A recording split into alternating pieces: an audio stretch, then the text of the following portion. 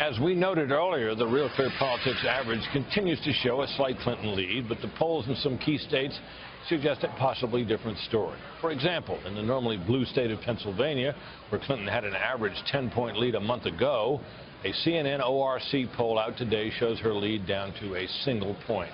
And in Colorado, where she had a similar 10-point lead a month ago, that same CNN poll actually has Trump up by a point.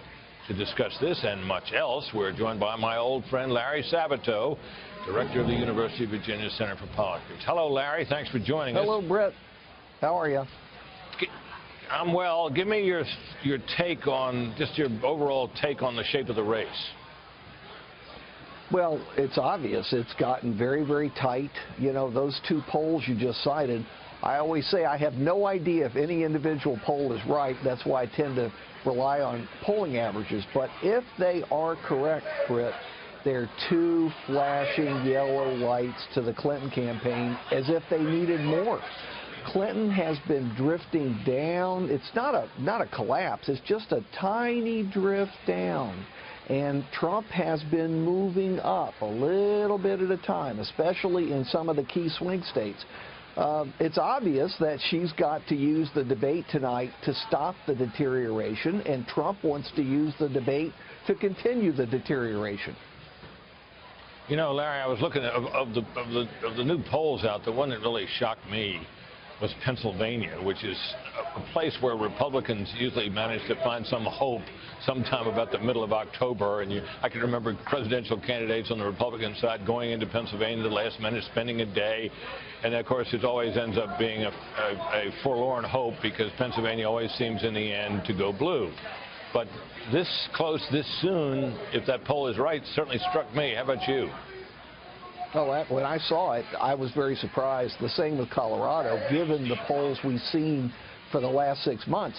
Now, look, in Pennsylvania, the polling average is, I think, around 3 percentage points in Clinton's favor. So you have to look at the polling averages. But sometimes a poll is a harbinger of a change that is just happening. So that's why we watch not day by day, but hour by hour. Exactly right. Do you think Colorado has been a back and forth kind of state, unlike Pennsylvania.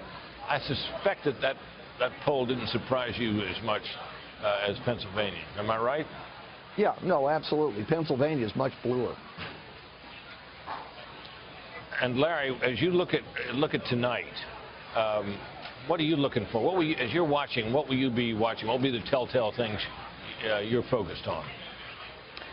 You know, they sit there, or stand there, I should say, and debate for 90 minutes, and a lot of topics are covered, a lot of substance is covered, but we always get down to what goes on the debate reel that will last for all time, Brett. And you and I have been around a long while. We remember all the debates, and they're tiny little snippets. Sometimes it's a very clever, snappy phrase that lasts and defines the debate. And sometimes it's a terrible gaffe that lasts and defines the debate. We have no idea which it's going to be, or maybe it will be both. I have this feeling of anticipation. We're on the edge of something really big. I just don't know exactly what it is. Yeah, me either. You know, you heard Jennifer Griffin reporting that Hillary Clinton plans to focus on her programs and her proposals and so on, and that they wouldn't mind if it was a rather dull debate. If it is a rather dull debate and neither candidate makes a big mistake and Donald Trump is rather sedate and dull, who does that help, do you think? Well, probably neither one. You know, there are two other debates. I have a hard time believing we're going to have 3 90-minute debates and they're going to be sweet to one another for all that time. It's just not going to happen. This is a contest. It's a fight. It's a giant battle for the most powerful office in the world. You know, you're just not going to have that kind of exchange constantly. Larry, as always, thank you very much. And back here at Hofstra University, you bet, Donald Trump.